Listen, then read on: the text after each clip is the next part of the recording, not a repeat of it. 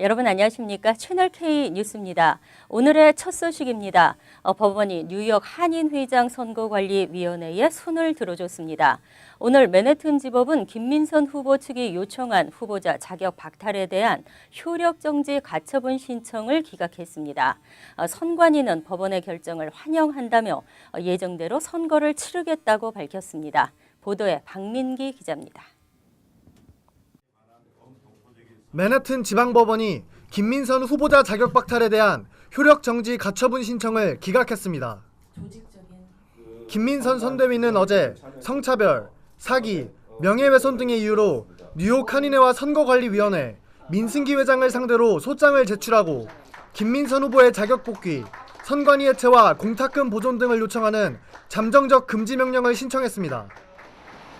오늘 김민선 후보 측과 민승기 회장, 선거관리위원회는 맨해튼 지법을 방문했지만 결국 판사는 선관위의 손을 들어줬습니다.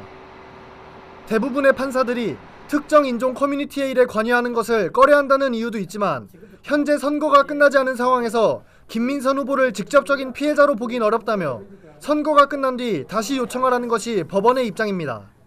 저희 법이 618조항인데 거기에는 선거에서 피해를 본 사람이 여기 와서 청문회를 요청하게 돼 있어요. 그러니까 즉 다시 말하면 선거에서 진 사람이라는 얘기죠. 근데 선거가 아직 안 끝났기 때문에 자기는 결정을 내릴 수가 없다는 얘기죠. 즉 얘기하면 언제든지 다시 한인회가 다시 선거를 공부 번호를 주면 되는 거 아니냐. 그러면 자기가 할 필요가 없지 않느냐. 이런 얘기죠. 김민선 후보 측 김동민 변호사는 오늘 신청은 기각됐지만 고등법원에 다시 항소하겠다는 계획을 밝혔습니다. 한편 선관위는 법원이 내린 결정을 존중한다며 앞으로의 선거 스케줄을 정상적으로 추진하겠다고 강조했습니다. 판사는 일단 그 선거 자체는 여기서 하는 거다. 그리고 이렇게 뭐 시기적으로 10만 불을 받고 후보자 자격 박탈 이렇게 되고 그런 거는 조금 이제 시기적으로 문제는 있는 것 같지만은 일단은 모든 것이 합법적으로 됐고 그 다음에 업무 중지 같은 거는 지금 자기로서는 허가할 생각이 없다. 그래가지고 양쪽한테 오늘 내 결정은 가처분 정지 못하는 걸로 그렇게 결정이 났습니다. 뉴욕 한인회 후보자 토론회는 오는 목요일 오후 2시 뉴욕 한인회관에서 개최됩니다. 채널K 뉴스 박민기입니다. 선천적 복수국적자 남성의 한국 국적 이탈 신고 기간이 이달 말까지입니다. 1997년 출생자들이 대상으로 각별한 주의가 요구되고 있습니다. 지난 2010년 개정된 한국국적법에 따르면 미국에서 태어났어도 부모 가운데 한 명이 한국 국적이면 자동으로 한국 국적이 부과됩니다. 또 이렇게 선천적 복수 국적자가 된 2세들은 원칙적으로 22세 전까지 한국 국적을 이탈할 수 있습니다. 하지만 병역이 부과되는 남자의 경우는 만 18세가 되는 해 3월 말까지 국적 이탈을 신청해야 병역을 피할 수 있습니다. 올해 국적 이탈 신고 대상자는 1997년 1월 1일에서 12월 31일에 출생한 2세 남성입니다. 이들은 이달 31일까지 접수를 마쳐야 병역 부과를 피할 수 있습니다. 만약 신고 시기를 놓칠 경우에는 병역 의무 대상자로 분류돼 만 38세까지 한국 국적을 이탈할 수 없습니다. 국적 이탈은 뉴욕 총영사관을 통해서만 신청이 가능하며 자세한 사항은 뉴욕 총영사관 홈페이지에서 확인할 수 있습니다. 코리아 빌리지가 중국계 자본에 인계된 후 한인 투자그룹이 매입에 진력했지만 실패했습니다. 결국 유대계 손으로 넘어가게 되면서 아쉬움을 남겼습니다. 부동산 업계에 따르면 코리아 빌리지 소유 회사인 중국계 부동산 투자업체 에모트 프로퍼티사는 최근 유대계 부동산 투자그룹과 매매 계약을 체결했습니다. 매매가는 2,600만 달러 선으로 정해졌고 두 업체는 다음 달 초순까지 클로징을 마칠 계획으로 알려졌습니다. 이번 인수전에는 한인 1개 팀과 중국계 2개 팀, 유대계 1개 팀 등이 경합을 벌였지만 결국 유대계에 넘어갔습니다. 한 한인 부동산 관계자는 측은 한인투자그룹이 적극적인 매입 의사를 보였지만 까다로운 클로징 조건을 맞추기 힘들었던 것으로 안다며 아쉬움을 나타냈습니다.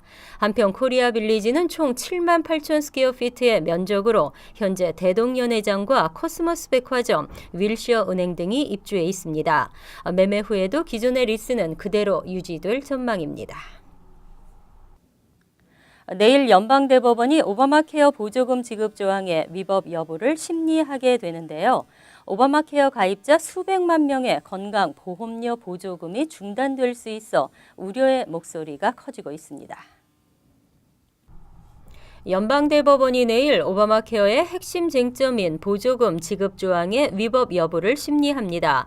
현행법은 오바마 케어를 위해 각 주마다 교환소로 불리는 온라인 건강보험 웹사이트를 개설하고 이 웹사이트를 통해 상품을 구매하면 보조금을 제공하도록 규정하고 있습니다.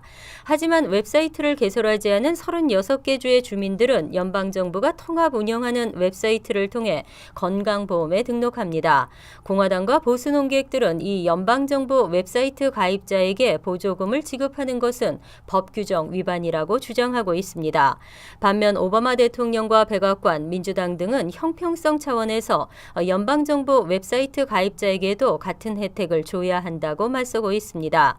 만약 대법원이 오바마 대통령의 손을 들어주면 오바마 케어는 본격 시행에 탄력이 붙게 됩니다.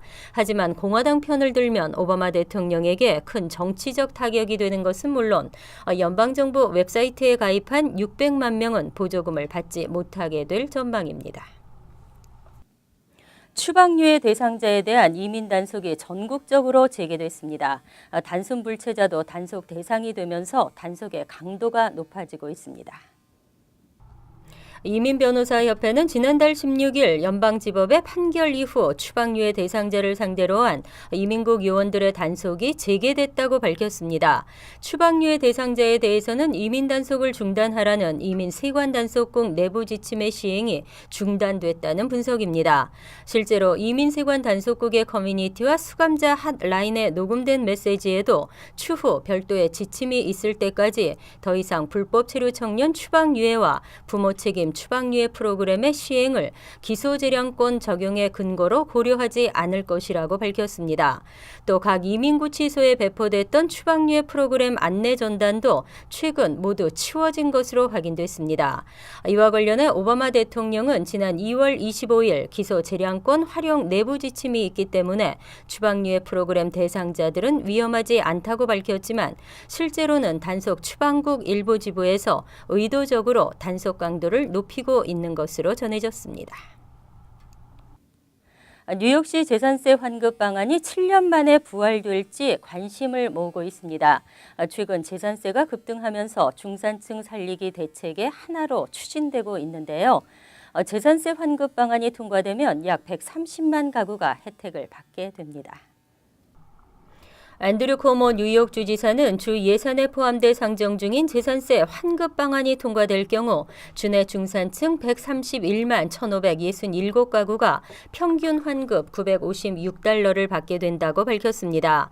주정부는 지난 1월 연 가구 소득이 $25만 이하로 재산세 부담이 소득의 6%를 초과하는 주택 소유주에 대해 초과분의 최대 50%까지 감면해주는 재산세 환급 프로그램을 발표했습니다.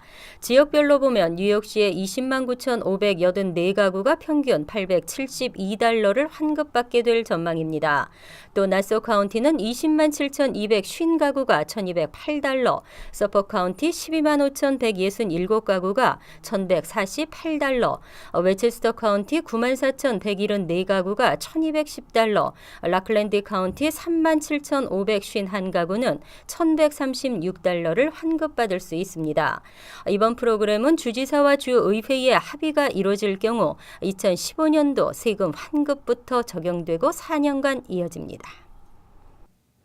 뉴욕에서도 아동 방치 및 학대가 심각한 수준인 것으로 나타났습니다. 뉴욕시는 환경과 안전 등에 대해 시정 조치를 내리고 철저한 단속을 시행하겠다는 계획입니다.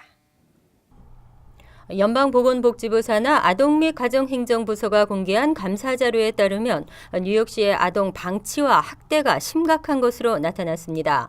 지난 한 해 동안 뉴욕시 내 프리킨더가든과 헤드스타트 189곳에서 위생과 안전 위반, 아동을 방치하거나 학대한 문제들이 발생한 것으로 조사됐습니다. 이들 189곳 중 26곳은 면허가 만료됐고 교사들의 범죄 기록을 제대로 확인하지 않은 곳도 19곳에 달했습니다. 특히 할렘 소재 아비시니안 프리킨더가든에서는 한 교사가 3세 아동을 발로 폭행하고 브롱스 소재 샤론 베프티스트 다이렉터에서는 아동의 기저귀를 하루 종일 갈아주지 않은 것으로 조사됐습니다. 이 밖에도 바퀴벌레나 쥐가 나오는 것도 다수인 것으로 나타났습니다. 뉴욕시 아동보호국은 문제들이 발생한 프리킨더가든에 대해 즉각적으로 시정 조치를 내렸다며 단속 강화를 철저히 하겠다고 밝혔습니다. 차량 정비소가 바쁜 나날을 보내고 있습니다. 하루에도 100여 건씩 파털로 인한 타이어 손상을 입은 자동차가 줄을 잇고 있는데요. 수리비만도 연평균 $700에 달한다고 합니다.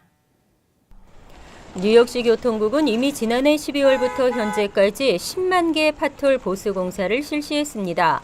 하지만 지난 1일 또다시 50명의 파톨 수리공들을 5개 보로의 파톨이 심각한 도로들에 파견했습니다.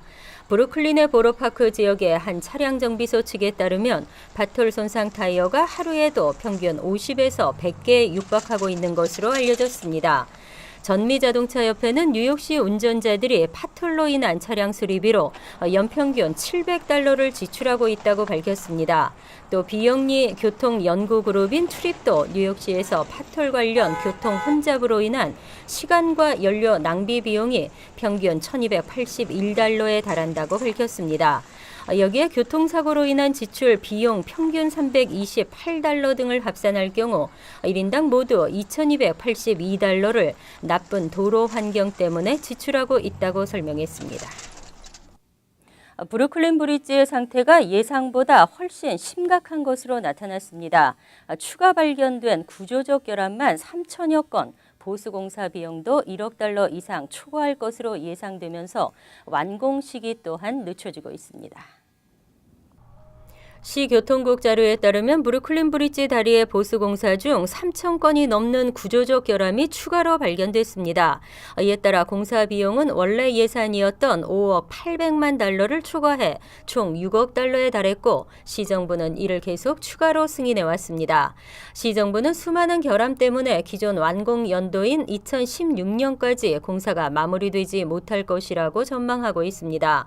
브루클린 브릿지는 지난 2010년부터 약 5년 동안 보수 공사를 해왔는데도 불구하고 여전히 문제투성이인 것으로 지적됐습니다.